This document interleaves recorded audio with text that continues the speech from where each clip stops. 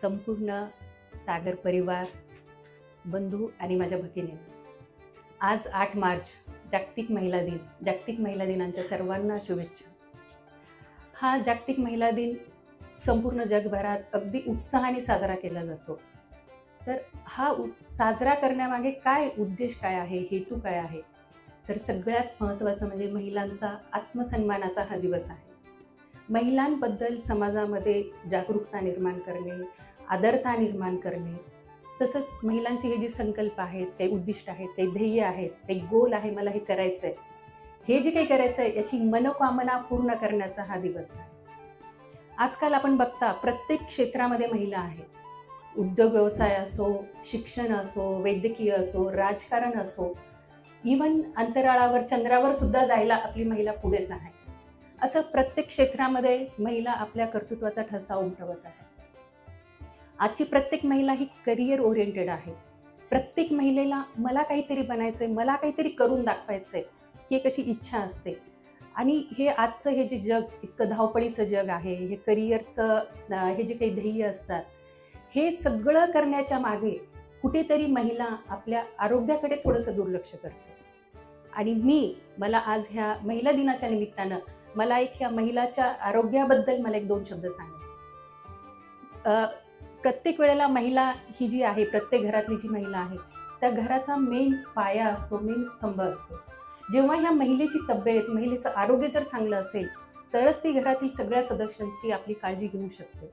प्रत्येक महिला ही आपल्या घरातले मुलं बाळं आहेत, सासू सासरे आहेत, मिस्टर आहेत, सगळ्यांचं अगदी वेळा पाळणं, प्रत्येकाला गरम गरम त्यांच्या आवडीचं खाऊ घालणं, त्यांच्या तब्येतीची काळजी घेणं, हे सगळं करत असते.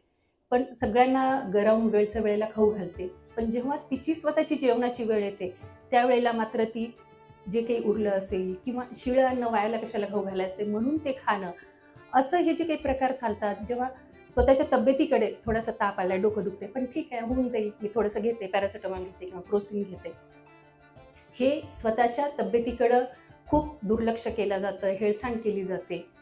जेव्हा एखादी स्त्री जर आजारी पडली, तर बऱ्याच वेळा पुरुषांच्या लक्षात आलं असेल की घराची अवस्था कशी होऊन जाते. यासाठी प्रत्येक स्त्रीनं आपल्या आरोग्याकडे दुर्लक्ष नाही केलं पाहिजे, आरोग्याची काळजी घेतली पाहिजे. आता तिच्या आरोग्याची काळजी घेण्याची जबाबदारी कोणाची आहे? तुम्हाला वाटेल की मी सगळ्यांचं करते तर सगळ्यांनी माझ्याकडे लक्ष नाही. तुमच्या आरोग्याची काळजी ही तुम्ही स्वतः घेतली पाहिजे. तुम्ही का दुसऱ्याकडनं अपेक्षा करता? नका करू.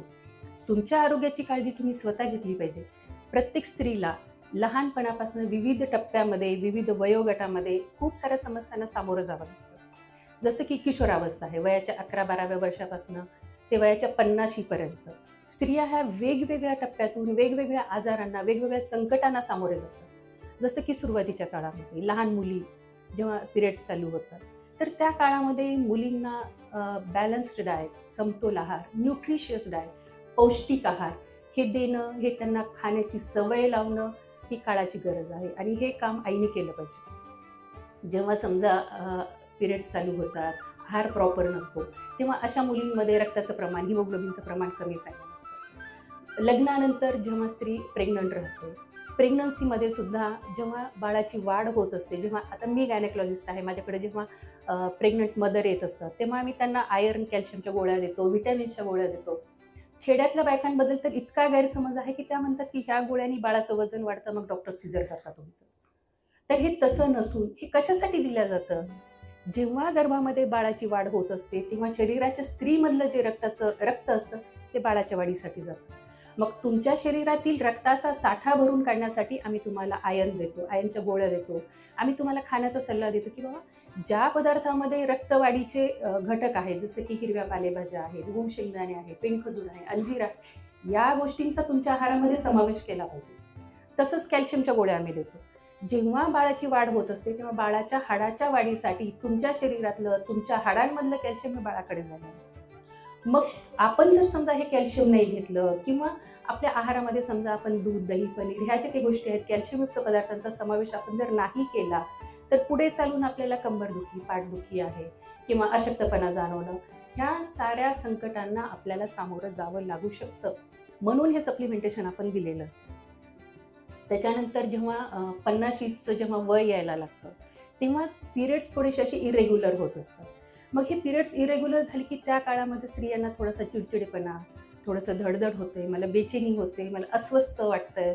हे जे काही स्त्रियांचं आहे किंवा उगीचच काही कारण नसताना पण रडू येतं. का तर छोट्या-छोट्या कारणांमुळे, की नाही हे घरात लक्षच नाही दिलं किंवा याने मला काहीतरी बोललं. म्हणजे ज्याला काहीच महत्त्व नसतं. पण त्यावेळेला त्या स्त्रीची ही कंडिशन किंवा ती जी अवस्था ही कशामुळे झालेली असते?